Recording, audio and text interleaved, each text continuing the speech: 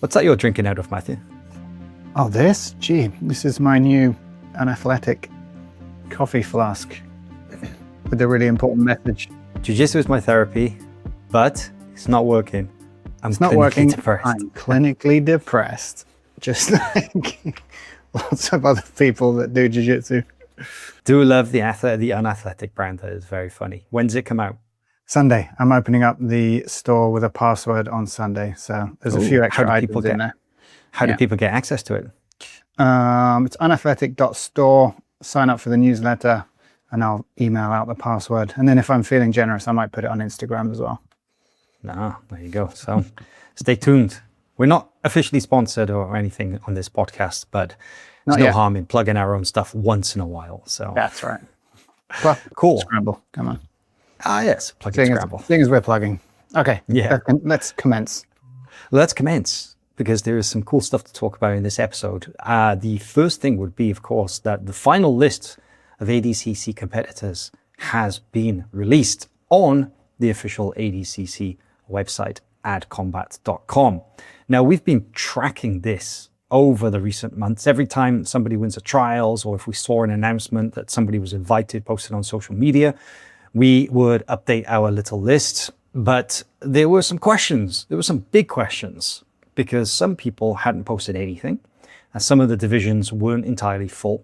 And there were some doubts as to whether certain people would compete in this year's edition. Those doubts specifically were about Mika Galvão and Diogo Reis. And we can confirm, now that the official list has been announced, that they are not competing at ADCC this year. I am not surprised. How did you feel when you saw that? I think, I'm not super surprised. I believe I already thought Benyon was out in my head. That was the other one I was going to mention, Giancarlo Bodoni as well. Sorry. He's not returning. But Mika Galvão and Diogo, I mean, everything that's been going on over the last couple of months, both of us were kind of like pretty certain that it was a long shot to expect them to compete, right? Yeah. There seems to be almost like a contagious mentality going around, like the athletes that are based in the Americas of, I can't be asked to go to Poland. But then also, I guess, as like returning as multiple time champions. No, wait, Mika and Diogo, they've only won it once, right? Diogo's two-time champion. 2 times. Giancarlo Bodoni is a 2-time champion. Yeah. Mika won it last edition, so he's a 1-time ADCC champion, took silver in the previous ADCC. I mean, honestly, like the way that the landscape, the way that it is now, hey, do you want to fly to Poland for compete for a third title for possibly no money? They're just like, why? Why would I? Well, I wouldn't say that's the case in Diogo and Mika, though, given everything that's happening over the last couple of months with Melky being imprisoned, Mika's situation being incredibly volatile. Not having the best of training environments and everything. No, and exactly, there's the sort of the psychological aspect of having to deal with all that and preparing for the toughest no-gi tournament in the world. Regarding Bodoni, I'm not going to say that he's not motivated to do it or anything like that, but I did hear, and I can't say that this is confirmed, but I did hear that he was dealing with some injuries. I did hear that he was that he had some surgery done or something like that. Yeah. But he also recently opened his own school in Austin as well. So I can imagine that he's probably sort of balancing the risk to reward ratio and considering everything else that's going on in his life, and probably thinking, well, is a third ADCC gold medal going to change my life? Probably not. Probably not. Mika and Diogo, of course, their situation's very different, because Diogo has also exited the former Melky's team and to start his own place, but is very much in the initial phase of building that place out and putting the team together. So just not really in an optimal place, time, situation to be able to prepare for something like the ADCC, right? Yeah. Then you got to wonder, I mean, for the Brazilians there, they've definitely got more years in them, because it's every 2 years, right? They can, if they felt inclined, and let's see what happens in 2 years. Maybe it's back in America again, and we might see them again. Young. Yeah, they're very young. But Bodoni's a bit older, right? So Yeah, he is. Yeah, I want to say he's around the 30 mark. So, I mean, he, in terms of like top level competitiveness, he probably still does have another ADCC or even 2 in him if he really wanted to. Yeah, for sure. Yeah. I'm He just didn't look bad. The last time I saw him compete, he competed at one championship against Lovato Jr., I remember. And, you know, it's not that he looked bad or anything in that match, but true. Yeah, he could skip this one and potentially come back. So now the ADCC list is out. Well, we've talked about the names that are missing from that list. Rather than talk all about the 100 plus names that are on there, you can go to the ADCC website to see that. But there is one name in particular that is on that list that has raised a number of eyebrows. Both of mine, look, they're raised right now. Is Izaak Michell is still on the official list. Now, this list was published on June 28th on the ADCC website. And while we asked the question many months ago that is he really going to be able to do ADCC? Because just to remind people, if they weren't aware, that Izaak is currently basically on the lam in Australia. He has multiple active warrants for his arrest in the state of Texas for pretty serious crimes of a sexual nature. And there's just massive doubts about whether logistically he would be able to travel. And of course, were he to find a way to get to ADCC, whether they would allow him to compete. But the simple fact is that his name is still on that list. And I feel that if ADCC was going to release that list, that they should have addressed that before making that list public with his name on it. How do you feel about seeing him on there? Yeah, it just doesn't make any sense. I mean, it was funny in a tragic way watching Craig lose his mind on Instagram the other day. He was just like, what the fuck are you doing? Just fucking remove the guy's name. Like, it's a privilege, not a right. And you lose that privilege if you do something nefarious. At least that's the way it should work. Obviously, you know, he has not been officially charged with a crime. But the fact that there is an active warrant out for his arrest tends to suggest that it's all pretty serious. And it's the least that an event organizer can do is not to invite them on an all expenses paid trip to compete for them, basically. Right. I think what you said there about being a privilege and not a right is absolutely correct. I mean, yes, he did qualify by winning the ADCC trials in Thailand before all these allegations and the actual arrest warrants were issued. However, since then, I think it would be a very easy move for ADCC to simply say, no, executive decision, we reserve the right to award places to compete at our World Championship. Given the circumstances, we don't want you here, and either invite somebody else or, as many people are saying, do the fair thing and invite the runner-up from that Asian trials, which was Kenta Iwamoto, who, let's note as well that Izaak beat by a referee's decision in the slimmest of margins. There are actually very close. A number of people actually believed that Kenta actually won that match legitimately, but that's by the by. The fact is that Izaak's name on the list definitely had a lot of people asking some difficult questions. However, I can say this. Now, this is not official because the official list is on their website and his name is on it, but I do have it on good authority. I can't say who told me, but I have it from somebody who is, let's say, familiar with the situation. I have it on good authority that Izaak is out. Maybe hasn't been announced as being withdrawn, but I think the ADCC have realized that there is just no way that this is possible. They can't let it happen, and they will be securing a replacement. So I credit them with taking that stance. I just wish that they had done it like ages ago, basically. Yeah. It's just such an easy thing to do. Such an easy thing to do, really, isn't it?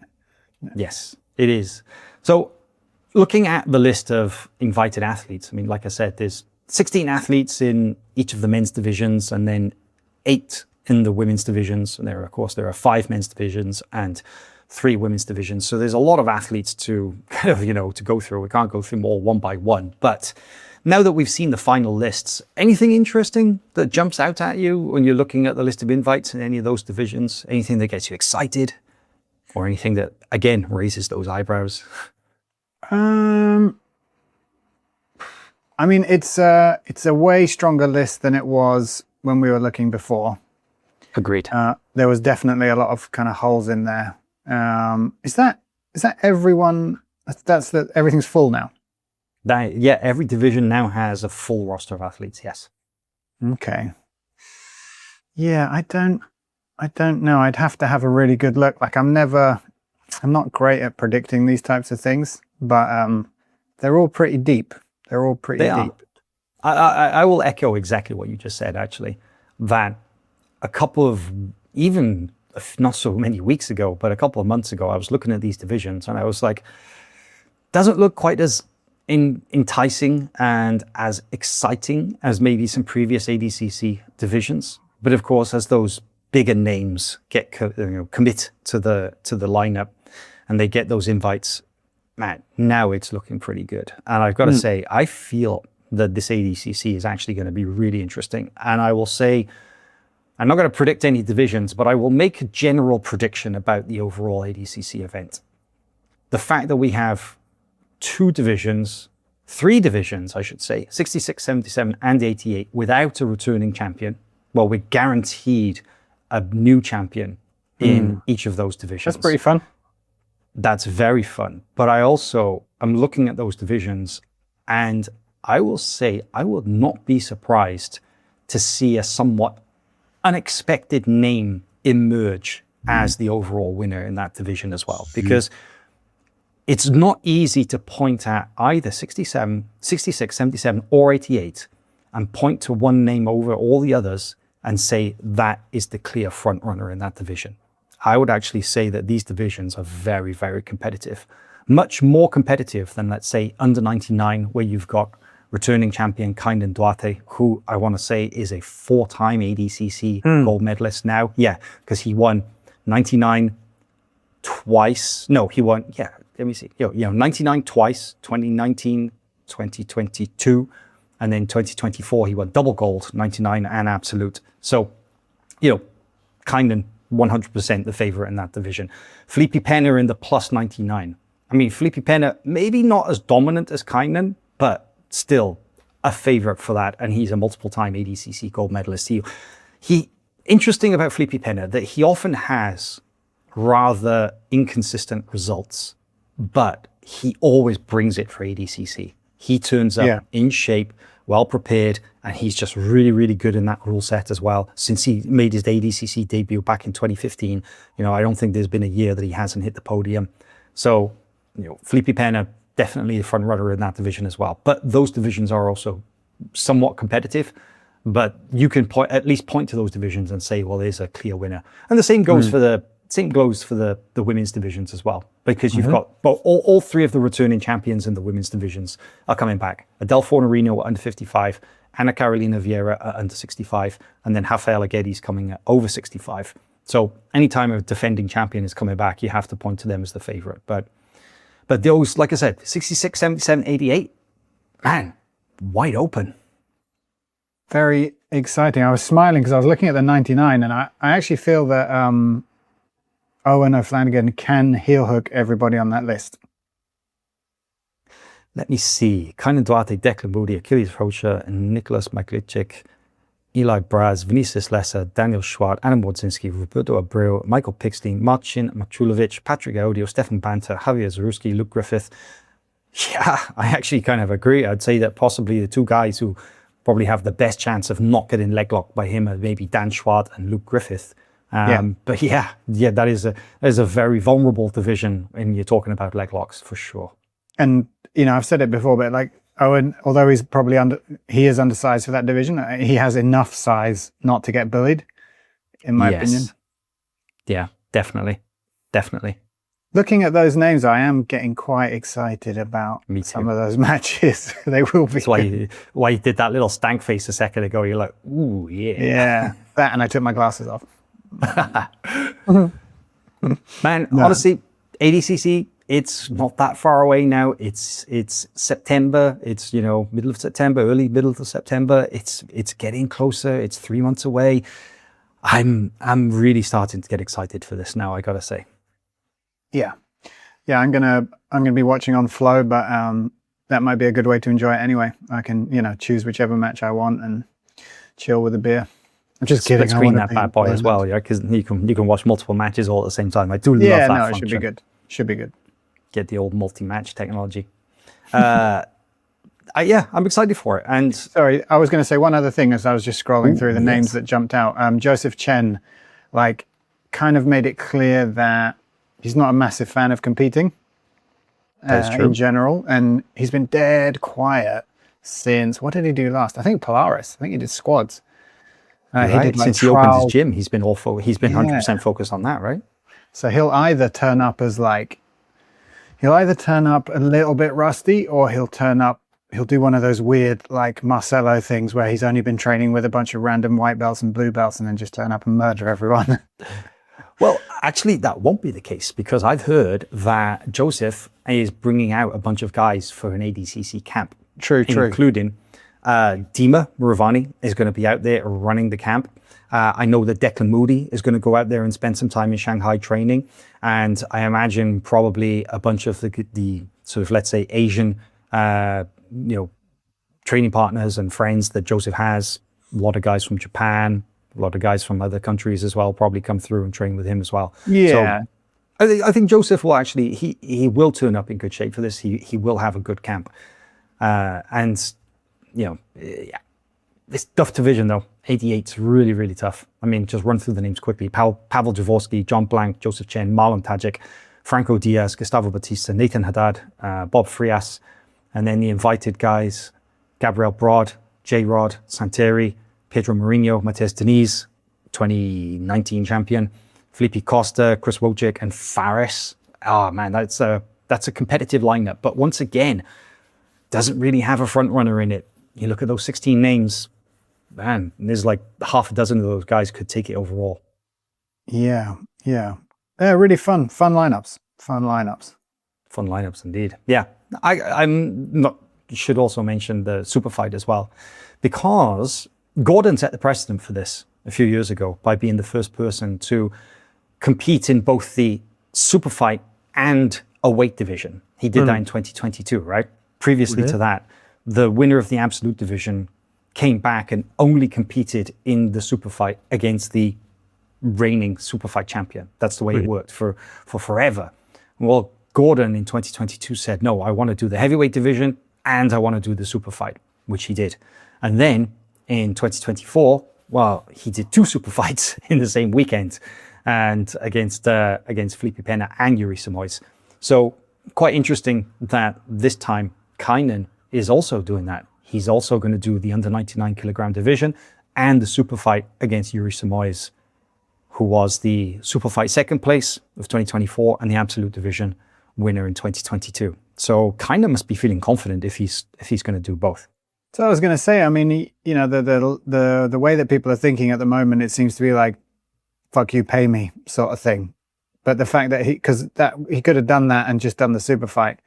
But the fact that he's also gone, now I'll jump in and do the full tournament as well, it's kind of impressive. I got a question. How many, because the official line is there's no show fee for this. And, we've spoken to people, there is no show fee. But how many under the table show fees do you think are going on?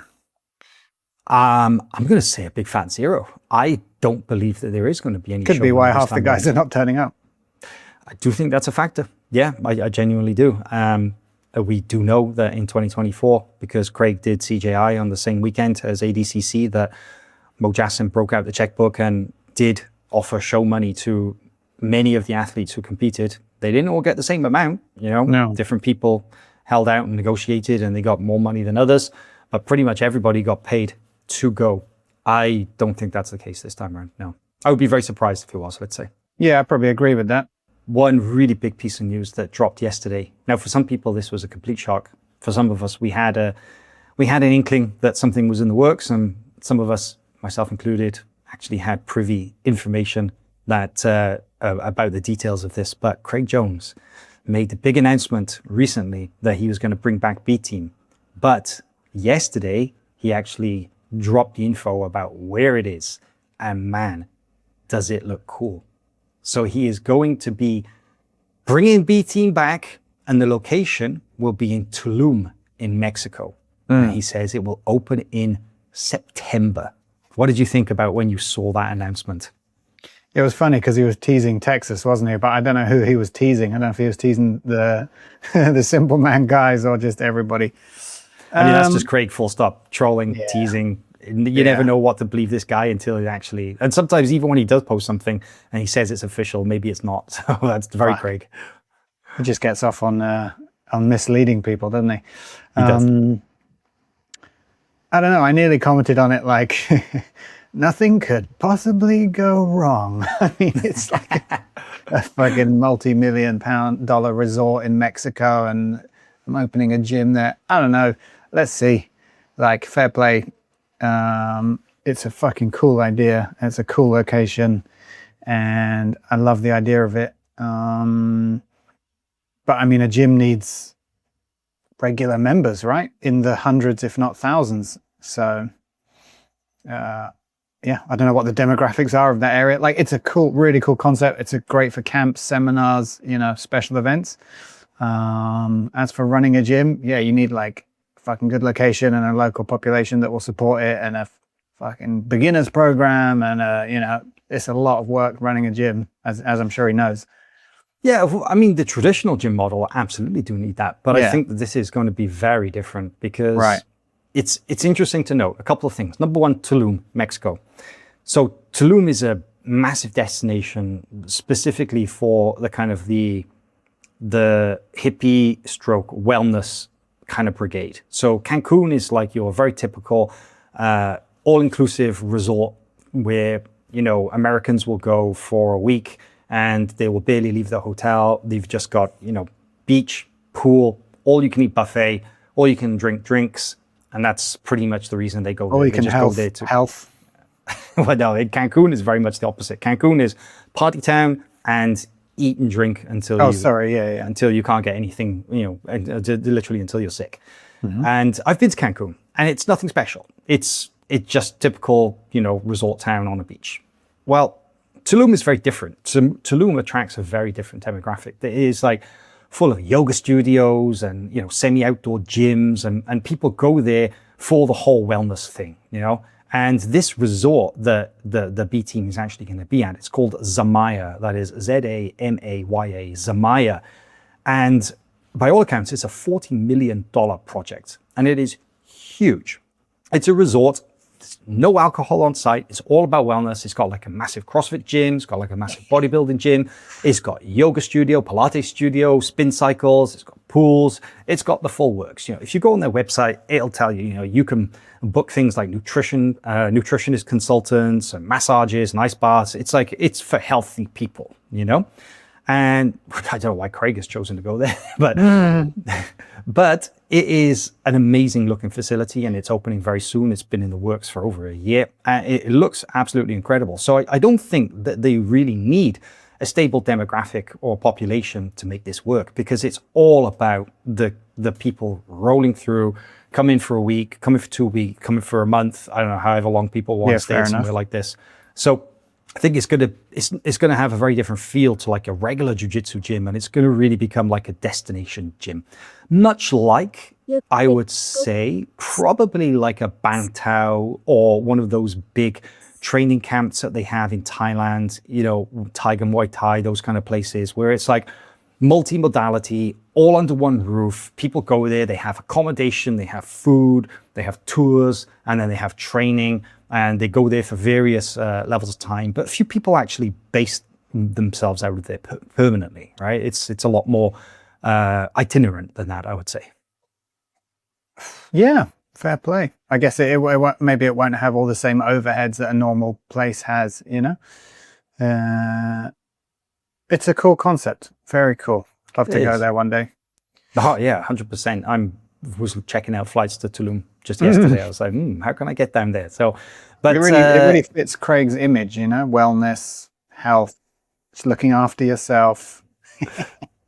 Well, I think Craig actually, he did say that one of the reasons he's doing this is because on doctor's orders, he's been told he needs to slow down, because he's definitely, since CJI 2, he's been burning the candle at both ends non-stop, traveling the world, partying, and not training that much. And I think that even he realizes that, hey, you know, it can't keep that going forever. But he said that he will be there teaching a lot, but he does still plan on traveling because he also has an interesting new travel show project in the works. Now, I may or may not know something about this, so I can't really say too much, but all I will say is what he posted, which is he said that he will be there, but he will still travel. But he said that there will always be a B-Team black belt coaching there at the gym.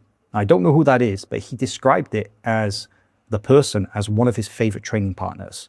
And we know that Craig doesn't have very many favorite training partners, so it must be from a short list of people who's going to be doing this. Well, how many B-Team black belts are there? And there's like Nicky Ryan, No, Nicky Ryan got his from Danaher. Right. So who then? Not many. Exactly. There aren't many. There are many. Ethan. I can think of about 3 or 4. Ethan got his the same day as Nicky Ryan from Danaher, actually. What the hell? Yeah, exactly. I can think of a few. Vince Pizzuto, JB, Beckloff, who else? Declan Moody, I suppose. No, Declan wasn't. No, he's not a B-Team black belt. Anyway, it's a very, very short list. So I think through the process of elimination, you can probably identify who it is, but right now I'm not sure. But something else that he said is that about the camps, because people will be going there for training vacations and things like that, but he did say that he's going to be aiming to run regular camps there as well. And he said he's aiming for his first camp in October, and is going to be all in food, accommodation, training, tours, etc. And he's aiming for about $2,500 for 5 nights experience. That sounds pretty interesting. I mean, I was checking out the prices though, and the prices are all listed on the Zamaya website. And you can just get a day pass where you access absolutely everything that it has to offer, including all the massage recovery, pools, gyms, Pilates, etc., including jiu-jitsu, and they have MMA and boxing and stuff like that as well. And it's only like about $50 a day. So, for a drop-in, it's not that expensive. And if you were to get a week or a month, I'm sure that number would come down quite a lot. But then you have to consider, if you're going to stay on site or if you're going to get accommodation there and so on. So so I assume this is something that was in process before Craig came along, right? And then they've just Indeed. They've just hooked up sort of thing? Indeed. Yeah. It's actually, the whole project is the brainchild of a former Irish professional rugby player. I was going to say. Finance bro. Yeah. The first video comes in and I can see just a hint of cauliflower ear on the guy's right ear. Yeah, exactly. Is that the Welsh guy? Irish. Oh, sorry, Irish. Is that, okay. Yeah. Cool. Yeah. And the guy has a lot of experience working with big money projects as well. He was a finance, he was a trader, finance bro, and he also has run big music festivals and stuff like that, it seems. So the guy is a pretty good businessman by all accounts. Very cool. Yeah, including touring with Snoop Dogg and things like that. So nice. But kind of following on a little bit from Craig's new gym, going to be keeping a close eye on that as it opens. But just a little bit of updates about CJI3, because anytime Craig goes on, for example, Reddit or Instagram and makes a post about something happening, people are always asking him about CJI3. And, he did announce there was going to be a CJI this year, CJI 2.5. And now a lot of people are like, oh, doesn't seem to be happening anymore. Well, this is him in his own words. Re-CJI 2.53, whatever you want to call it. He has said that it's not a how, but a why holding me back. And he said, give me a reason to do it again. Tell me how to do it again, especially given the contracts that now exist in sport, exclusive contracts, referring probably specifically to UFC BJJ. He says, it's my money to do whatever I want with. I put my life on hold for these events. I've got a show in the works to hopefully sell. That's way more fulfilling for me right now. So what he's saying is that there isn't not going to be a CJI 3, but right now, it doesn't seem that he's particularly excited about that idea. Yeah, which kind of matches up to the vibe that I got as well. Like, he's just kind of sick of the whole thing, really, and understandably, I can't really, if he doesn't get any joy out of it, then I can't really see a reason for him to do it at all. Yeah. Great point. Like, it's a fucking shitload. It's like a thankless job to give money away to somebody who may or may not turn out to be a sexual predator. It's like, cool. The King of England visiting a jiu-jitsu gym. This was one of the most unexpected things that I've seen in recent jiu-jitsu news. How did you feel as a proud Englishman, Matthew? How did you feel when you saw that King Charles had visited the Roger Gracie HQ in London? Yeah, I thought it was cool. It was really cool. I felt a mix of emotions. I was like, this is bizarre, because it was like a really deep collaboration. Like the Instagram accounts were collaborating. The king was there. Even on YouTube, it was like the royal family, co-presenting with Roger Gracie Academy. That was my initial thought, was like, wow, this is really cool. My second thought was that my invitation must have got lost in the post somewhere, because, Polaris is Reorg's official event partner. But maybe you didn't pass the security clearance check. Probably not. Yeah, serious risk. And then immediately every other gym in London started doing AI generated images of the king popping in for a visit, which cracked me up. But it seemed really cool. It was a good little event. I understand the military angle. Otherwise, the king really has no reason to be in a jiu-jitsu gym. But it was cool to see all those three kind of worlds colliding.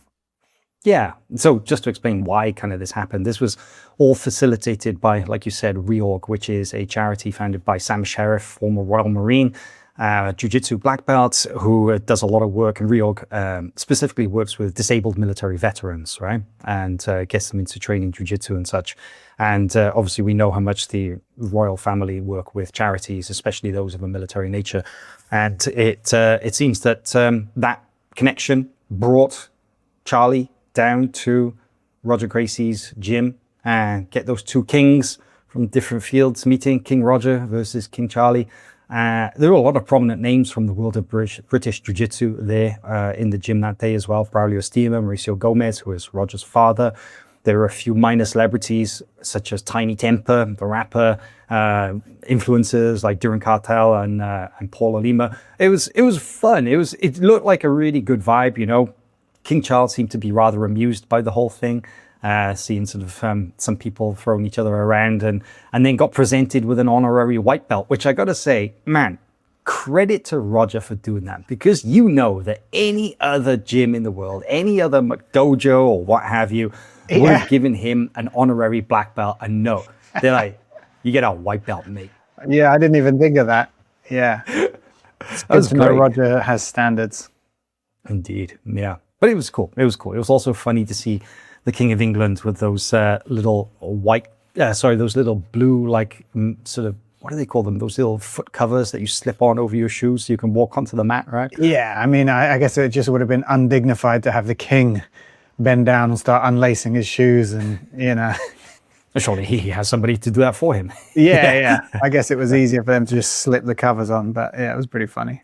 Yeah, it was. No, it was great. It was really cool. And I got to say, just the media exposure that came as a result of King Charles visiting a jiu-jitsu gym was huge. It got picked up so many places. I just saw it everywhere, and that's the kind of thing that is, helps. I hate using the word mainstream, but that's about as mainstream as you can get, if you literally have like a head of state visiting a jiu-jitsu gym, that's going to bring a lot of attention to it. So, positive or negative, I feel is overwhelmingly positive, regardless of whether I support the royal family or not. I don't, but just the fact that it gets so many people aware of what jiu-jitsu is, that's good. Yeah, they just released some figure that the royal family paid like 12 million in taxes last year or something, or fucking crazy amount. But From the money that they given by taxpayers. Probably. Yeah, exactly. So we've got some interesting news about the recent tournaments in both America and Brazil, because I don't know if this was coincidence or if this was planned or something, but the American no-gi nationals and the Brazilian no-gi nationals happen to coincide and take place on the same weekend. So American no-gi nationals has never been a particularly important tournament on that kind of annual circuit that the IBJJF run, partly due to the fact that it comes so close after the World Championships. Worlds is usually end of May, beginning of June. It's a huge focus for pretty much every high-level competitor who focuses on IBJJF. And American Nationals runs both gi and no-gi, and historically it's always been pretty poorly attended. The divisions are small. You don't get the same high-level names.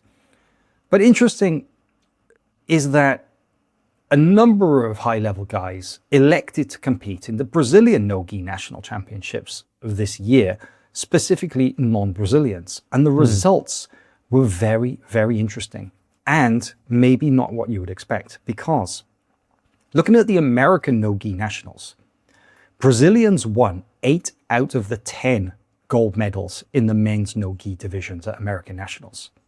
But then at the Brazilian no-gi nationals, non-Brazilians won 6 out of 10 gold medals. So Brazilians are dominating the American no-gi national championship, and then non-Brazilians are going down there and they are crushing the competition, taking 6 out of 10 medals. I just swapped. That's really, really interesting. Yes, you're talking about, those are black belt results there, yeah? Only black belts. I'm not talking about all the other belt colors. No, and I'm only talking about adult black belt results. Yes. Because we had a bunch of brown belts that we sponsor also do very well. Really? Nicholas Karetsis won gold, brown belt, adult. I think Caveman won silver or bronze at purple belt, and Nico Bellardo, I think, got a bronze. So, yeah, just the Europeans and they just like went over there in force and did really well. Injana Goodman did really well. Wow. So speaking about the black belts then, the non-Brazilians won 6 out of 10 gold medals, as I said, and I'll run through them. So you had Gerardo San Martin, roosterweight, gold medal. He's Peruvian. Lucas Canto of Argentina won the featherweight gold. Julian Espinoza won lightweight gold. He's Costa Rican. And then the Euros, Tarek Hopstock, he won middleweight. He's from Norway. And Pavel won double gold, winning both the medium heavyweight and the absolute division. Man, that was pretty cool. Yeah, he tapped out everybody. Pavel Jaworski, as we know, leglock monster, but just ran through the divisions there. But then, but then contrast this, that in the women's results, it was inverse, because at American no-gi nationals, the women won 6 out of 8 black belt gold medals. And then non-Brazilians won 3 out of 8 black belt gold medals at Brazilian nationals. So the Americans are skipping American no-gi nationals, and then all the other nationalities, such as Norwegian and South American and stuff, and European and stuff, they're all going down to Brazil to compete. It's funny. Maybe the Brazilians see America as the target, and then like other nations are like, oh no, we need to go to the home of jiu-jitsu and win there, you know. I think you're right. I do think you're right. I think for most Brazilians, their goal is to win a major title in America. That helps a lot for multiple reasons. It helps a lot for things like if you want to get a visa. Yeah. If you can demonstrate high-level competition success, American national champion goes a long way when you submit your visa application. And also, I feel for the non-Brazilians who won in Brazil. Man, Brazil is so much cheaper to go to than America these days. The currency conversion from Peru, from Argentina, way easier to fly to Rio to compete there. And then for the Europeans, much, much cheaper to go to Brazil nowadays than it is to go to America to compete. So I think that was another factor as well. I mean, it could be good in the long run for the like Brazilian, especially the no-gi scene, to get like a bunch of fresh, really high level, different style athletes come in. Because I'm sure all those guys that lost will be reviewing, you know, what happened and how it happened. I absolutely agree with you about that. I think that this is maybe a kick up the ass that the Brazilian no-gi scene needs, kind of show you what the level is like on the international scene and not just within that Brazilian bubble. Because it's not that they're bad at jiu-jitsu, but as we've spoken about before, about how the modern no-gi game is evolving at such a rapid pace. There are all these technical advancements that are being really led by certain regions as well, especially with the leglocks out of Europe and Australia or places like that, that, you know, they've got some catching up to do. But, you know, they've got a taste of it. And you're right, that they're probably going to go back to the lab, work on that, come back stronger. Funny, isn't it? Like, because all they would need to do, literally, all they would need to do is get their heads down for like 6 months, and they could have the kind of elite leg lock side, not mastered, but they would understand it inside out. You know, it almost seems like a hard-headedness not to at this point. There is something of an old school attitude that persists in Brazil with regards to the leg locks. Yeah, case in point, Fabricio just got bitten by Owen Jones at 1, and his post-match comment was like, oh, I need to learn about grabbing hold of people's legs and making funny faces. It's like, no, you need to learn about the intricacies of the dozens of leg lock positions and how they all interact with each other and, lead to submissions. And then you consider the old school black belts who are running gyms down in Brazil, that it wasn't that long ago that leg locks were considered really cheap and dirty. And I think it was Dean Lister who had that excellent quote about how, what was it he said? It was something like the rear naked was king, the armbar was queen, and the leg lock was like the sort of the dirty joker in terms of like how people viewed submissions. It was just the cheap shot. And that attitude persists. I mean, I think back to when I was training in Brazil, and it's very strictly enforced in most gyms that you are only allowed to attack for IBJJF legal leg locks, depending on what belt rank you are, when in training. And even then, when I was a brown and black belt, I was training with other brown and black belts. Sometimes I would attack somebody's legs and they would just say, no, please, no, don't do that. I was like, what? Don't do this.